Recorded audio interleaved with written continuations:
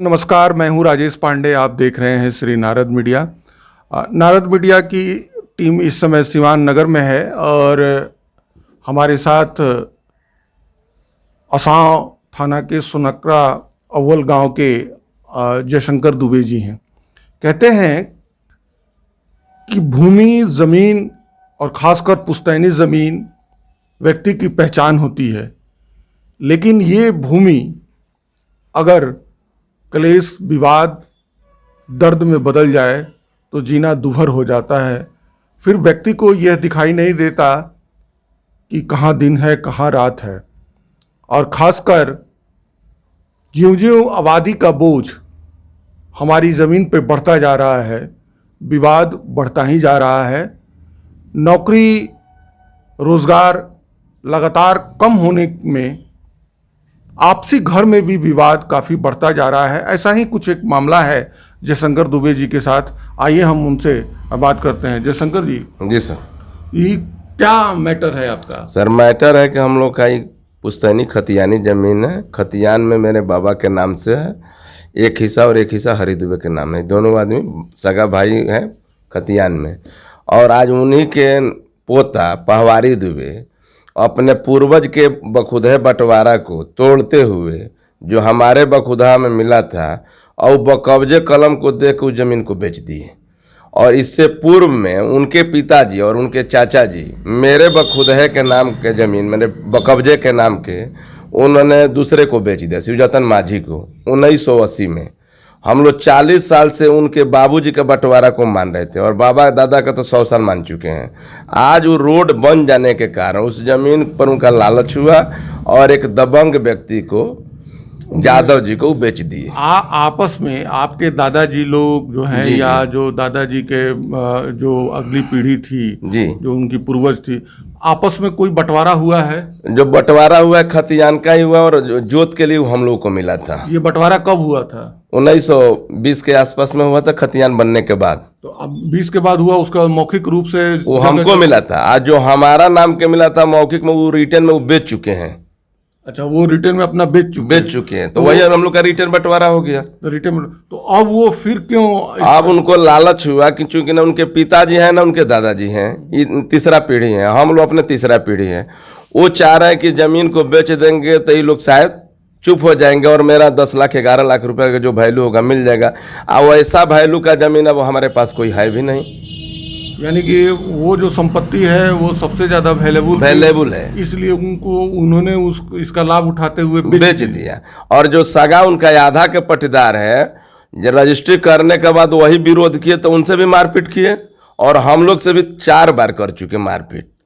जब वो बेच दिए और बेच देने के बाद उन्होंने क्या कदम उठाया? जैसे उनके आधा के जो चचेरा भाई लोग हैं वो लोग विरोध किए कि आप पूर्वज के बंटवारा को खंडन कर रहे हैं, तो उनके साथ भी लोग मारपीट किए।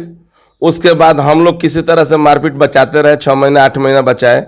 फिर अब हम लोग से कंटिन्यूअस 3 गो फौजदारी मुकदमा कर दिए मारपीट का। और उस जमीन में जो दबंग को बेचे, जैसा कि मैंने आपके कागज को देखा है, वो जमीन बेचने के बाद वो सिविल चले गए हैं, वो सिविल मुकदमा कर दिए। सिविल से पहले वो अपने चचेरा भाई के साथ मारपीट किए। वो तो ठीक है, चचेरा भाई का। उसके बाद लेकिन आप ये बताइए, जब वो जमीन बेच दिए तब वो सिविल मुकदमा क्यों किए? वो किए कि इनसे हमला करके और अपना बोल के उस जमीन को सिविल में रख दे और पार्टी को भी गफलत में फंसाए, वही बेचे और वही सिविल मुकदमा सर कर दिए, जबकि ऐसा नहीं होता है। आ उस नंबर को डाल दिए बंटवारा में। तो जब बेच दिए तो उसको अगर उनका रहता तो उसको डाल देते कि फलाना जमीन हम अपने बायदार को बेच दिए हैं।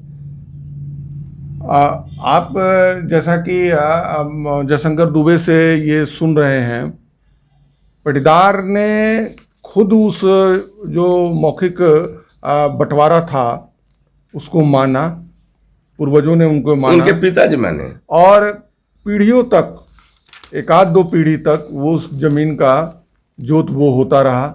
लेकिन ज्यों ही जमीन की कीमत बढ़ी, उनको उस पर लालच आया और उन्होंने उसको बेच दिया। और सबसे बड़ी बात देखिए, बेच देने के बाद, यानी पहवारी दुबे बेच देने के बाद फिर सिविल मुकदमा में चले गए। और सिविल मुकदमा में इसलिए चले गए कि ताकि हम पे कोई आंच ना आए। लेकिन जयशंकर दुबे जी, ये बताइए अभी जो है मैंने जैसा कि इन पेपरों को देखा है, जी अभी कितना थाने में और अन्य जगहों पे मामला इस भूमि को लेके चल रहा है? सर, व्यवहार न्यायालय में एक मुकदमा चल रहा है जिसका मुकदमा नंबर है 523/21 और एसडीओ साहब के यहाँ 3/107 चल रहा है और थाना प्रभारी के यहाँ से 4 फौजदारी केस आया है, जो कि वो भी हमारे जो थाना का केस न्यायालय देखता है उनके यहाँ लंबित पड़ा हुआ है। लंबित पड़ा हुआ। जी, अभी भी बेल उनका नहीं हुआ है। अब बेल के नहीं होने के बावजूद थाना पर उनका आना जाना है, जिन पर 3 मुकदमा पर उन पर 379 लगा हुआ है और थाने आते जाते हैं वो लोग। हम लोग थाना आने जाना बंद कर दिए हैं। बंद कर दिए जी।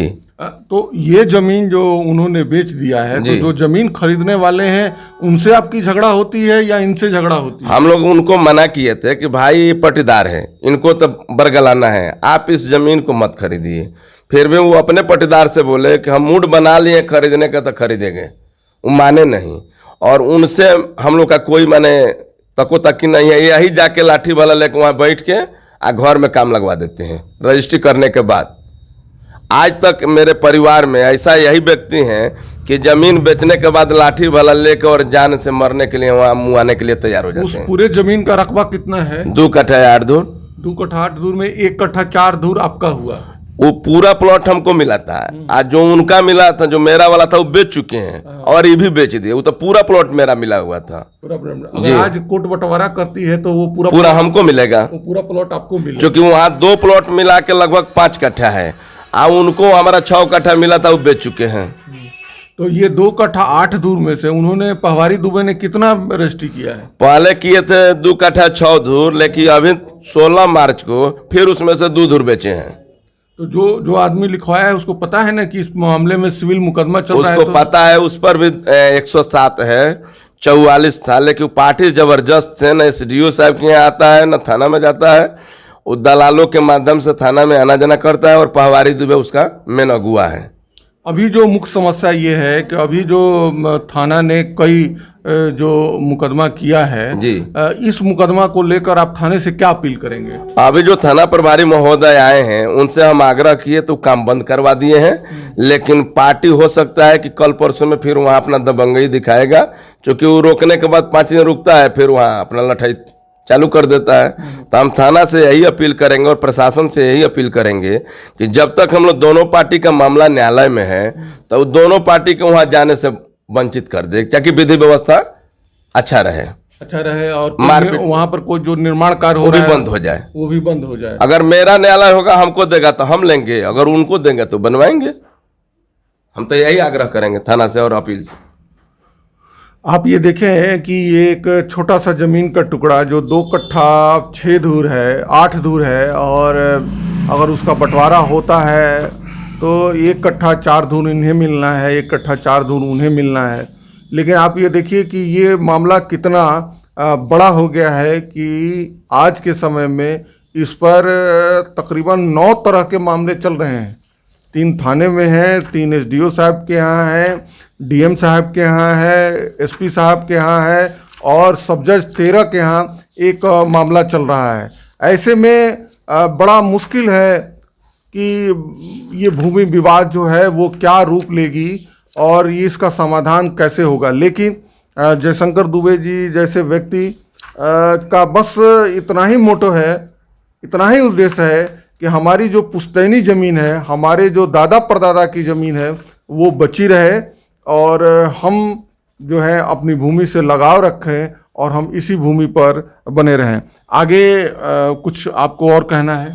सर, यही कहना है कि हम आग्रह करेंगे अभी जो हमारे वर्तमान थाना प्रभारी महोदय आए हैं कि अपने प्रभाव से उस काम को बंद करवा दें, और एसपी साहब से यही उम्मीद करते हैं और आवेदन देते हैं कि वहाँ हम लोग का मारपीट से वंचित रहे। हमारा परिवार काफ़ी शरीफ है, जो कि थाना उसका जिम्मेवार है। हम लोग 107 भी कोई दूसरा आदमी गांव का हम लोग पर नहीं किया है, जो भी किए पहवारी दुबे के माध्यम से हुआ, बाकी किसी से नहीं हुआ।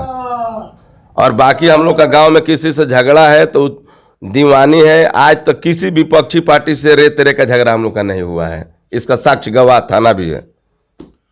जयशंकर दुबे जी का कहना है कि हम लोग काफ़ी शांति प्रिय हैं, न्याय प्रिय हैं, जो भी प्रशासन के द्वारा आदेश होगा उसको हम लोग मानने के लिए तैयार हैं। लेकिन ये आपसी विवाद और आपसी नासमझ की वजह से ये मामला इतना बढ़ा है। इसलिए जब तक माननीय न्यायालय का फैसला आता है वो निर्माण कार्य रुके और हम न्यायालय के फैसले को मानने के लिए तैयार हैं। नारद मीडिया आपसे वह अपील करता है कि आपके भी किसी भी तरह का कोई भूमि विवाद हो तो आप नारद मीडिया से संपर्क करें। नारद मीडिया इसकी पूरी तफ्तीश करेगी, उसको दिखाएगी, लाएगी और इससे जनता में जागरूकता आएगी कि अपनी भूमि को, अपनी पुरानी पुश्तैनी संपत्ति को कैसे बचा के रखा जाए। मैं नारद मीडिया के लिए राजेश पांडे। जी हाँ, JR कॉन्वेंट दोन में सत्र 20-21-22 के लिए नामांकन प्रारंभ।